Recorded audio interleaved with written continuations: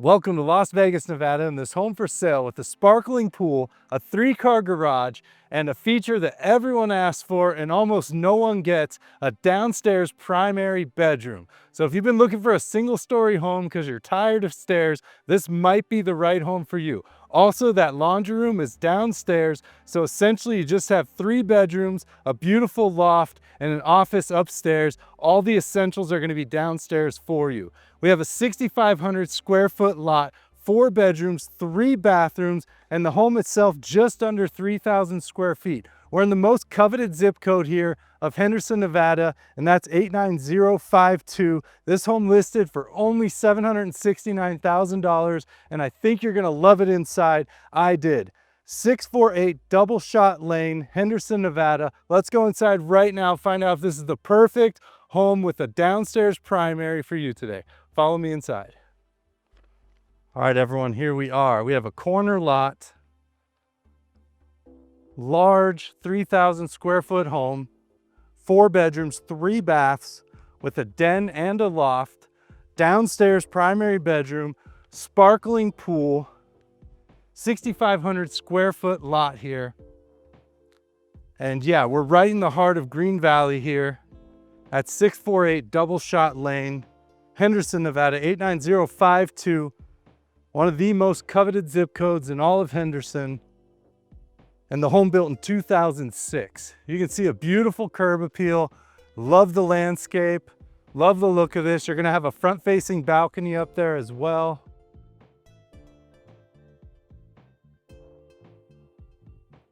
Nice big driveway, a separate path coming up here. And this is kind of an essential feature that's often overlooked.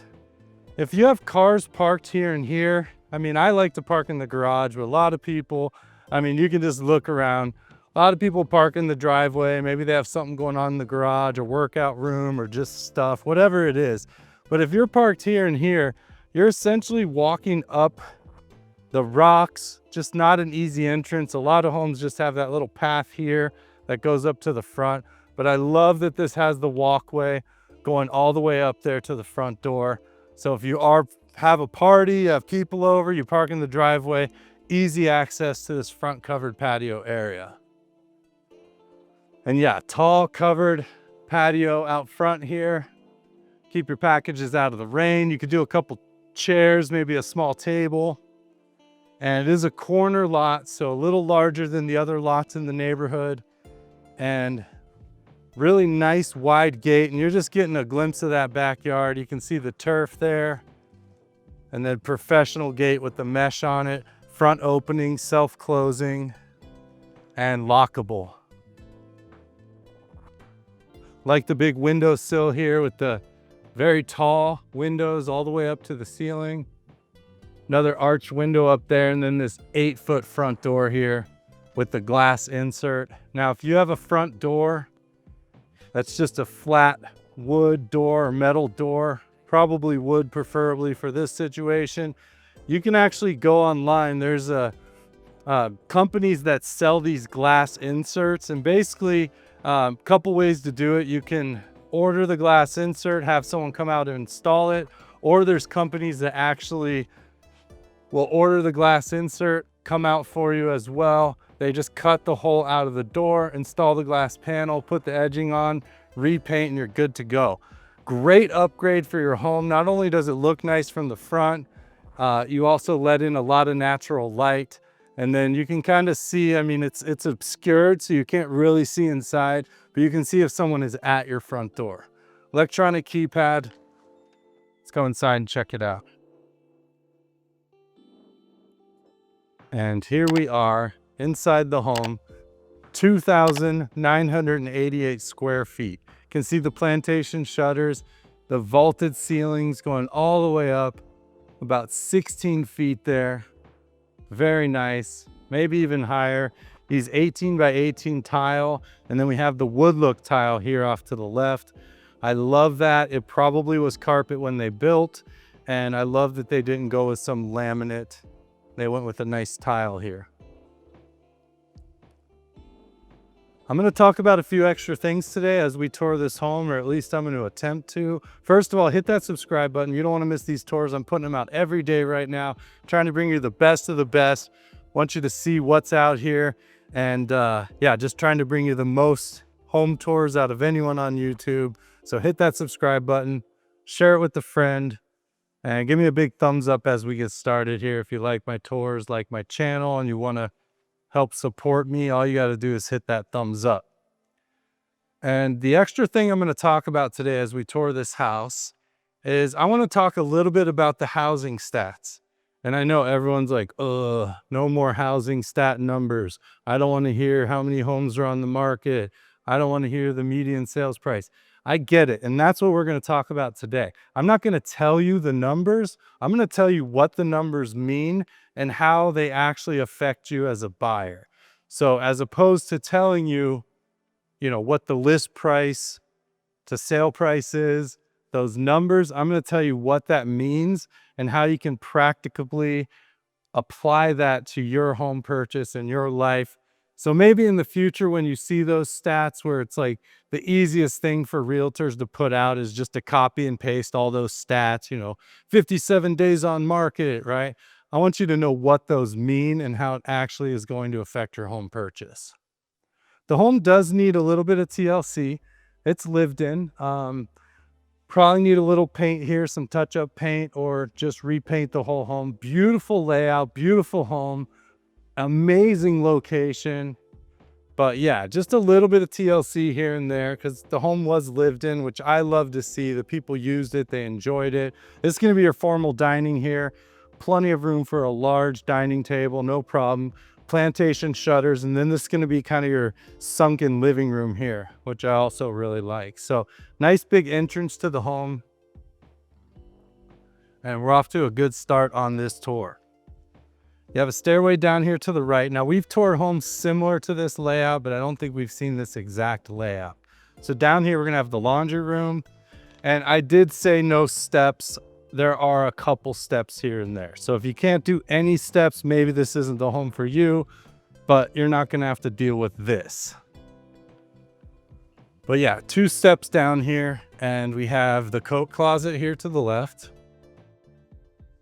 Kind of a standard double wide coat closet here is all your alarm, electronics, and then into this half bath here at the end. The walls are kind of a sand tan color. Kohler toilet, Kohler pedestal sink, and yeah, half bath, guest bath here. Kind of the standard builder setup, but I like this, very nice. First stat we're going to talk about is days on market, or abbreviated at DOM.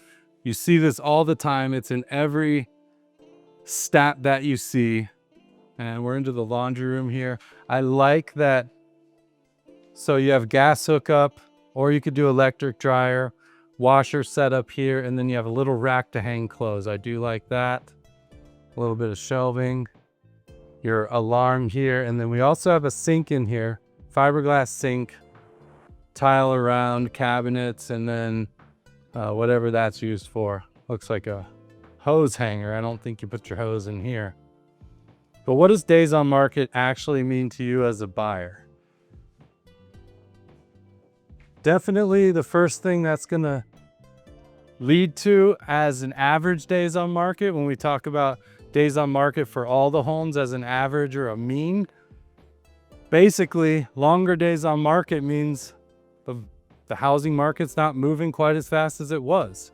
How many days it takes for a home to sell on average. So if you're at about 57 days, which we see here in Las Vegas right now, means it's taken about 2 months to sell the home.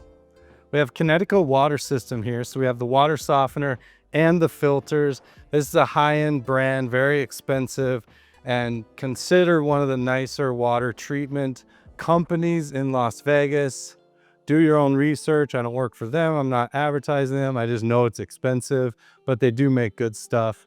Then we have the water heater here, and its own little closet, which I love because it doesn't take up garage space.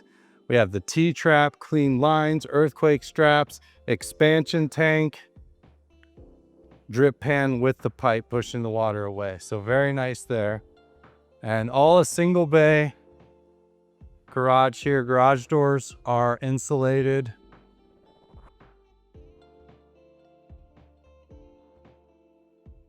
And just a good looking garage. So what does days on market mean for the home you're looking at? Well, typically if you're seeing, 1, 2, 3 days on market, under 7 days on market, the seller's going to be hopeful still. So the seller's probably going to be less likely to lower their price. They're going to be less likely to make those negotiations because they're fresh to market and they have high hopes. Their realtor might have told them, oh, you're going to get this for your house. You're going to sell it in this amount of time, which is always a bad thing for a realtor to say. But, we don't want to predict what your house is going to sell for necessarily. We just want to give you some numbers and kind of decide on the price we want to start at and see where it goes. But basically, lower days on market, usually under 7, under 10. It's just going to be less room for negotiation because the sellers are, again, they're excited, they're hopeful, and they're thinking their house is going to sell, especially if they've had a lot of showings. Now, if you get into the longer days on market, anything under average and over probably 14 days is kind of a standard time on market. This is a stairway going up. I got to put on my booties real quick. And we'll talk about that real quick before I finish up on days on market. You can just look at the stairs there. So booties, I always talk about booties in listings, and you're going to see this carpet is not in great shape. It's kind of a shag, higher pile carpet here. Not totally shag, but it is just a higher pile and probably needs replacing. It's not in bad shape, but hard to clean these real long pile carpets, and it's probably been here might be original to the home. Use booties, because even if the carpet isn't great, why do we want it to get worse? And I love this. I always talk about using booties no matter the condition of the home, but let's not make the carpet worse. So definitely appreciate that they're asking and adamant about using the booties. It is a lighter color carpet, and yeah, just a good sign there. Good agent. Don't mind that at all. We're upstairs into the loft now. But days on market basically, in my opinion, indicates the price of the home. Because at the end of the day, all that really matters is the price. And the reason I say that is because everything sells for a price. You could sell every house in this city in one day for the right price. Is it the price you want to get? Probably not. But for example, this home listed at $769,000.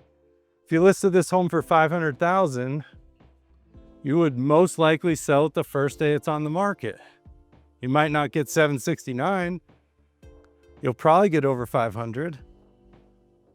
But yeah, you could sell it in one day. So days on market definitely will determine kind of where the pricing's at. If you see a home that's 182 days on market, well, either the price is terrible and they haven't adjusted, or there's something seriously wrong with the house, the accessibility, the condition, whatever it is. But again, even with condition being poor, price kind of dictates how soon you're going to sell the house. Even in terrible condition, the right home sells for the right price. So that's the loft there. Very large loft. Let me see if I don't have dimensions. Let's call it 18 by 14. And we're over here into the office. Now I've seen various versions of an office like this. Sometimes they have blinds here. Sometimes they're just open. Here we went with the frosted glass, but a really good sized office, no doors. You could easily add some doors on here if you wanted a little more privacy. But yeah, this is going to be your office space. 13 by 11 is what they're saying. So days on market, I hope that made sense. Now, homes on market. properties, single-family residential markets, single-family residential homes available. So you'll usually see this number 3,500, 4,500, 7,514. We're into bedroom number 1 here. Good sized bedrooms. 17 by 12. I don't think that's this one. 13 by 11 or 13 by 10. So just a window, ceiling fan, pretty standard bedroom here. But why does the amount of homes on the market matter to you? Honestly, it kind of doesn't. Again, it's one of the easier things for realtors just to copy and paste and put out there. Matters a little bit more to realtors, but it speaks to the market in general. Basically, right now we have about 7,500 homes on the market in Las Vegas. That's up from about 3,500 this time last year. So we've seen a huge increase in homes. Maybe we were at 4,500. I'll have to look at the numbers. I'm more talking about what it means. If you want exact stats, reach out to me or check with any local realtor, because they love to just regurgitate these numbers with no actual substance behind them. But yeah, 7,500 homes on the market. And really all that means is kind of a comparison of what was on the market, how many have gone into contract. You just get a feel for kind of what the market's doing, how it's moving. You know, we have a fiberglass one-piece, single-piece countertop here with the sinks, chrome faucets, original cabinets, kind of that cherry wood color. Beautiful tile though, back to that 18-inch tile. And then single-piece fiberglass tub, or maybe a 3-piece, but just a few grout lines, so it keeps it nice and clean. We have that curved shower rod, which I always love. Oh, I just knocked my booty off. There we go. Kohler toilet. So this is the shared full bath and guest bath for the loft, the offices, and these 3 bedrooms. So yeah, do the homes on market really matter to you as a buyer? Not so much, but if you compare it month over month, you can just kind of see how many homes are coming onto the market, how many homes are coming off the market, and generally just you look at the history to see what's going to happen. So if you look back and you see 200 homes coming on the market, and maybe it was 7,300 last month and 7,100 the month before, then you can kind of assume it's going to be 7,700 next month. Again, you can't fully predict, but what's happened in the past will typically continue on the same type of, historic trajectory. So homes on market, not really a great stat for you guys to be looking at as buyers, but it does kind of gauge and help you with what the market's doing. Now here's a big one for you, median sales price. Now this does matter to you as a buyer. We've actually gone down a tad.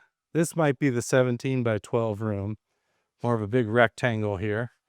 And this is a front facing room with the walk-in closet and the balcony. So definitely a star of the bedrooms upstairs is right here. This is the one the kids will be fighting over because it's bigger, has the walk-in and the balcony. I would guess the oldest kid might get this bedroom. We'll look out on this balcony here. So yeah, average versus median home price. Again, we've dropped a little bit, but this definitely matters because, yeah, beautiful front-facing balcony, 89052, gorgeous neighborhood. We're right off of Eastern here and Coronado Center.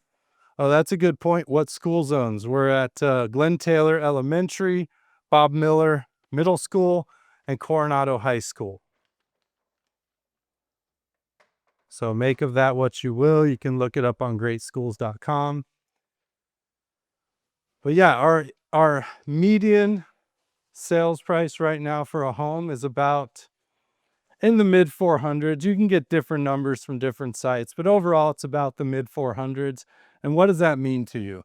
That means for about mid 400s, you can buy a property. Now this is resale.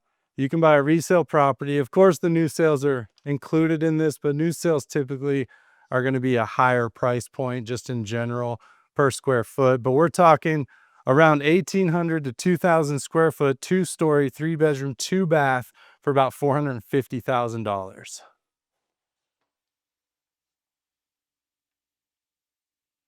All right, so there was a little break there, and I just had a realtor panic attack, and yeah, I just got a text on my phone. I can still see the text come up while I'm touring, and the first line, all I saw was, "The buyer is not going to buy a home," and that was all I could see. And we close on Monday on this property, and my seller of that home is buying a home in Mesquite, so the home in Mesquite is contingent on selling the home here.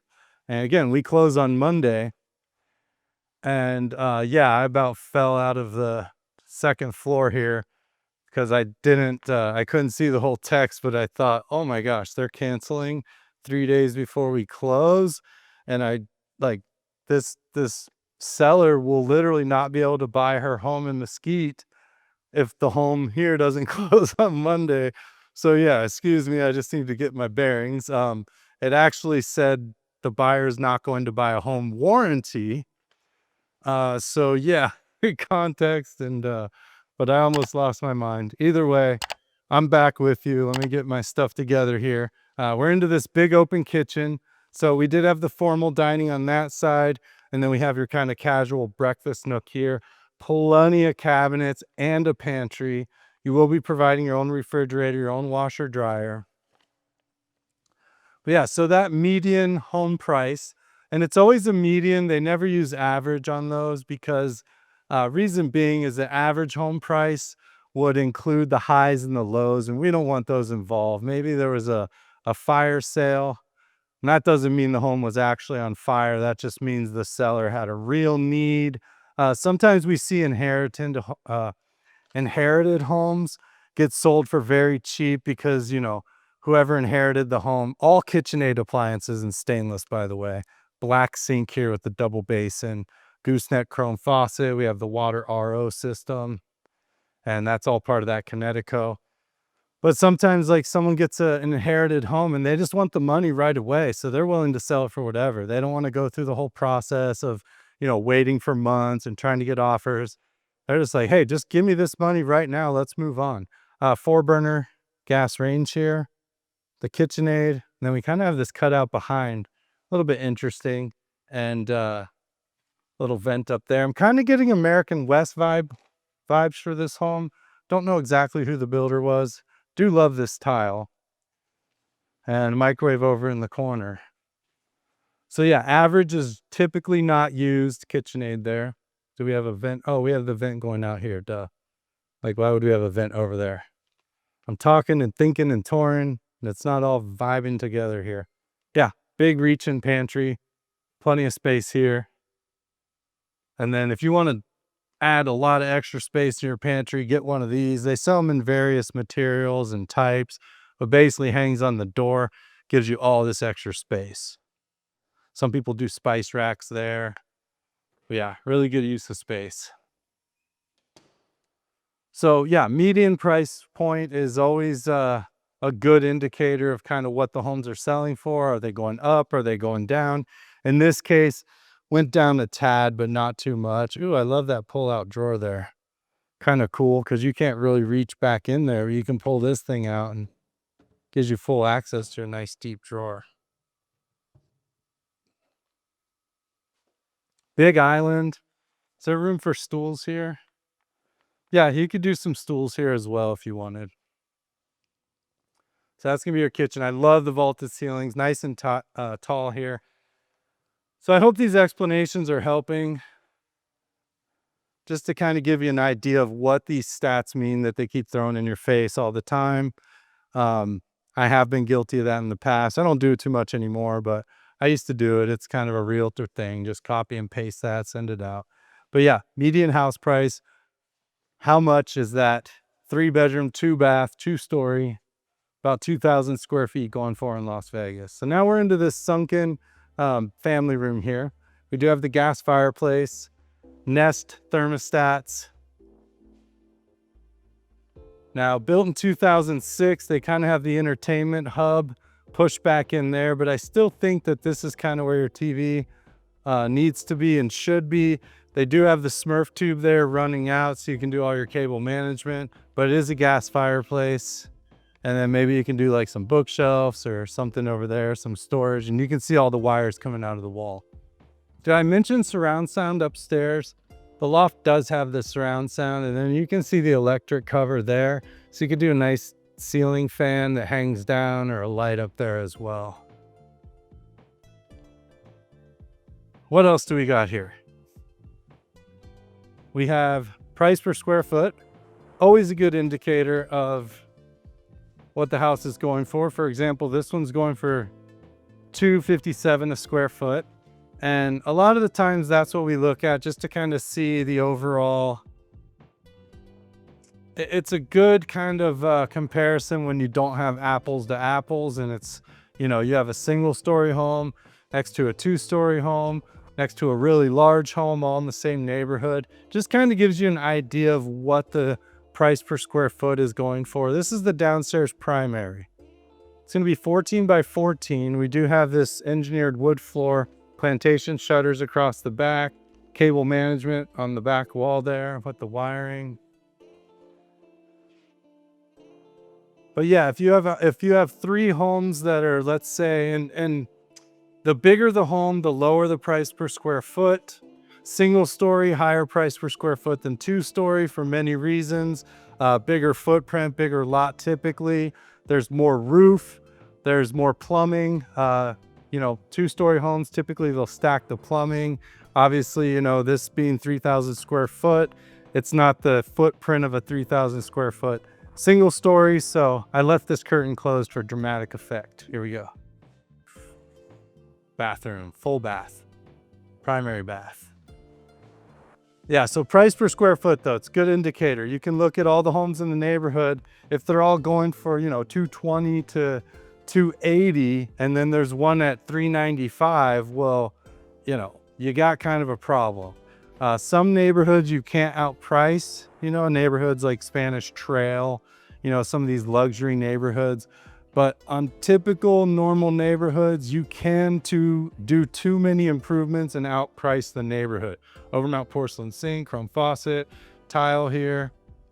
All original, but kept in really good shape. And as much as this home's lived in, it feels really clean and ready to move in for the most part. I mean, really all I think is just a little, maybe a deep clean, maybe, and then just some kind of some touch-up paint.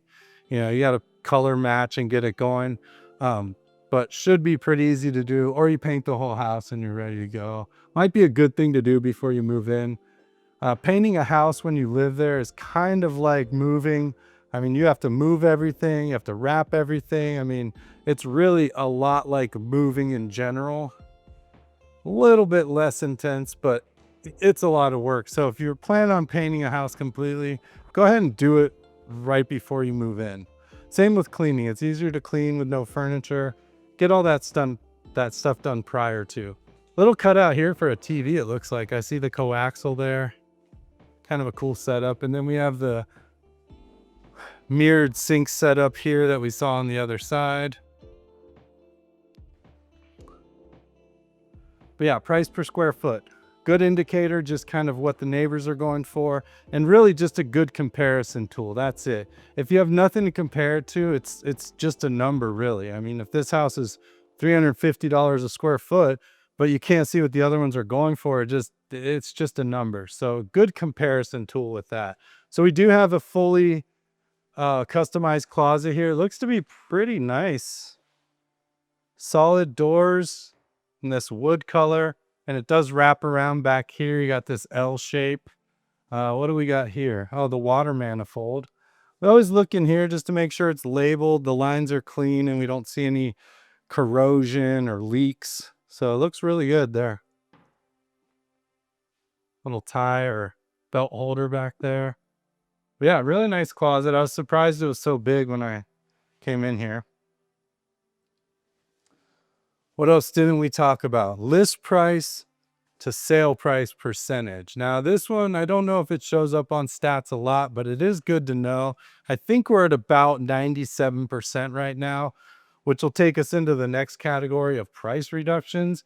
But basically what they're saying is sellers are getting about 97% of their sales price. So put it on the market for $1 million, they're getting about $970,000.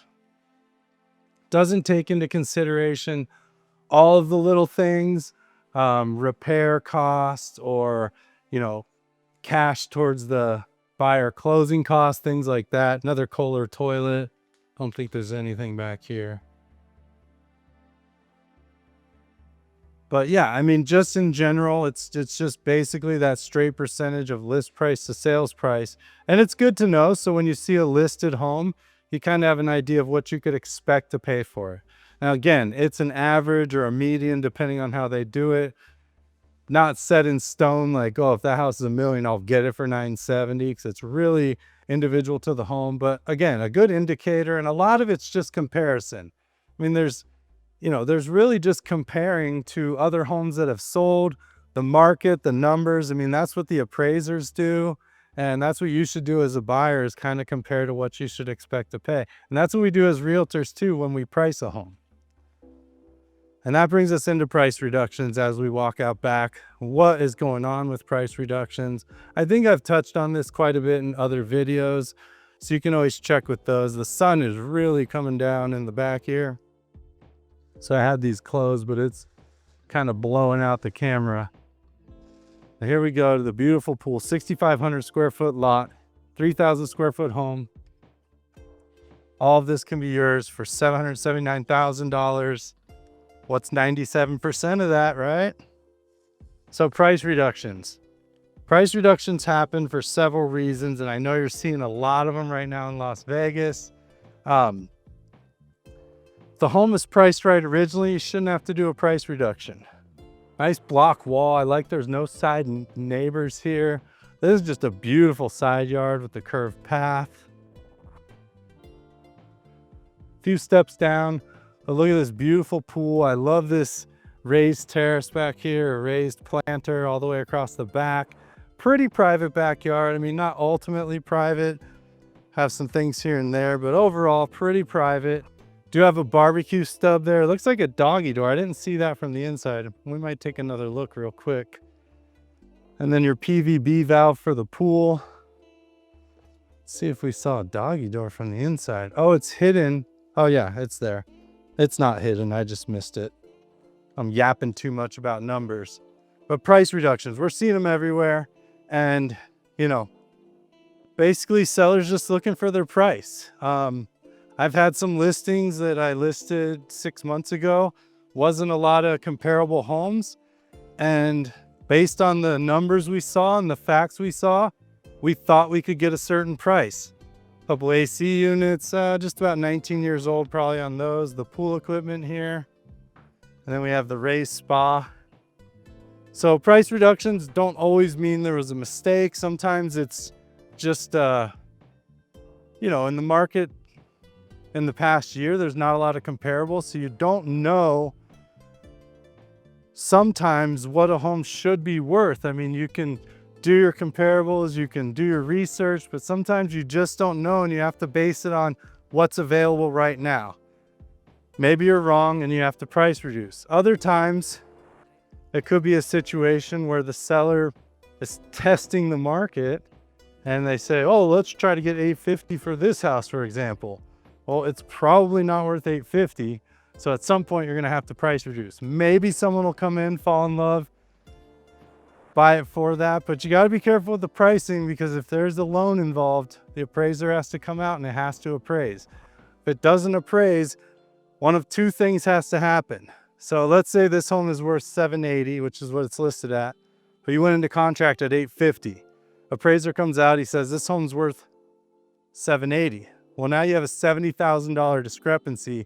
So one of a couple things has to happen. Either the seller has to drop the price to $780, which is always my move as the buyer's agent. Why should you have to pay more than market value? And again, we go to days on market. This says 4, right? So go to days on market. If you've been on the market for 90 days, well, obviously your price is way off. Or the seller doesn't want to change their price, and the buyer has to come up with $70,000 cash because the bank will only lend what the home is worth. Another issue there. Or you can meet in the middle. The seller could throw in 35, the buyer could throw in 35, and you meet in the middle. Anyways, that's a lot of information, but this tour's over. I've been talking a lot. I hope all of that helped, made a little sense of these numbers that are thrown at you all the time. I'm Andrew Guiant with Simply Vegas. If you want to know more about this, you want to hear me talk, just give me a call. I'll talk more. I got a lot to say. Thank you so much for watching. Hit that subscribe button, leave me a thumbs up, share this with a friend, and I will see you tomorrow. Thank you.